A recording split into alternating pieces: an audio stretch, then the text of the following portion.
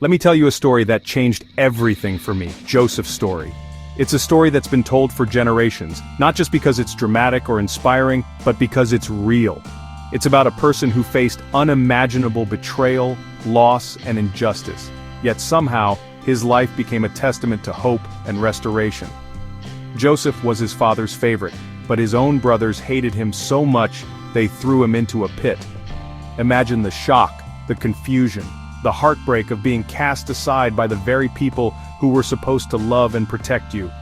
One moment, he was wearing a beautiful robe, a symbol of his father's love, and the next, he was stripped of everything and left alone in the darkness. Can you imagine? Betrayed by your own family, the people you trust most turning their backs on you, leaving you to wonder what you did to deserve such pain. Joseph's cries for help were met with silence, his dreams shattered in an instant. And as if that wasn't enough, they sold him as a slave.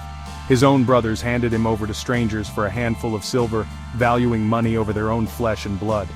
Joseph's world was turned upside down, his freedom stolen, his future uncertain. He ended up far from home in a strange land, and just when things started to look up, he was falsely accused and thrown into prison. Imagine being in a place where you don't know the language, the customs, or anyone around you. Joseph tried to do the right thing, but even then, he was punished for something he didn't do. It must have felt like every time he tried to rise, life pushed him back down. If anyone had a reason to give up, it was Joseph. Alone in a prison cell, forgotten by those he helped, he could have let bitterness and despair take over. He could have believed that his story was over, that his dreams were dead and buried. But here's the thing. Even in that dark, lonely prison, God was still with him.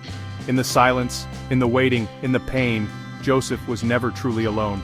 God's presence was there, working in ways Joseph couldn't see, preparing him for something greater.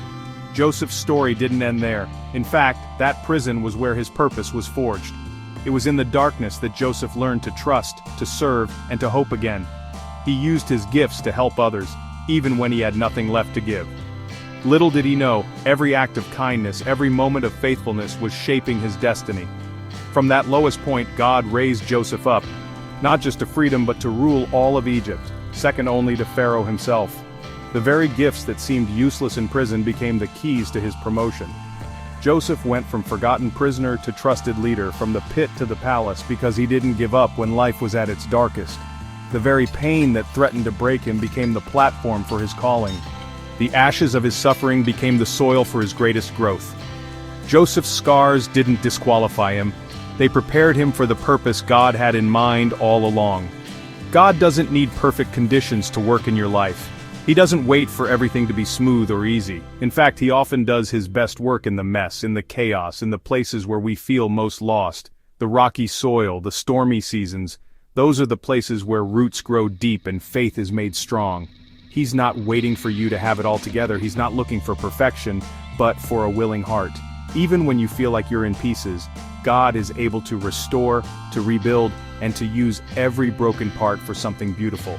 He uses pits and prisons and pain to shape your purpose. What looks like a dead end might actually be the beginning of a new chapter. The very things you wish you could erase from your story might be the things God uses to launch you into your destiny. So if you feel stuck right now, if it seems like your story is over, remember, you might actually be in the middle of your preparation. Closed doors aren't always the end. Sometimes they're just redirection. The waiting, the setbacks, the disappointments, they're all part of the process that leads to your breakthrough. God still sees you. He's not done with you yet. Even when you feel invisible, overlooked, or forgotten, you are always on His mind. He knows your pain, your dreams, your fears, and He's working behind the scenes, weaving every detail into a story of redemption. Let this be your reminder. Broken doesn't mean useless. It often means you're right where God can use you most. Just like a piece of pottery mended with gold, your scars can become the most beautiful part of your story, a testimony to God's power to heal and restore. If you're trusting God's plan, type "God will use me" in the comments. Declare it over your life, even if you don't see the way forward yet. Sometimes speaking faith is the first step to seeing change, because your story isn't over. It's just getting started. Every sunrise is a new beginning. Every blank page an opportunity for God to write something incredible. The best chapters are still ahead, waiting to unfold. You are not alone, and you are not too far gone. There are others walking this journey with you, people who have been where you are and have seen God's faithfulness. Reach out, hold on, and remember that community is part of God's plan for your healing. Hold on. God's not done with you. Your pit is not your prison, and your pain is not the end of your story.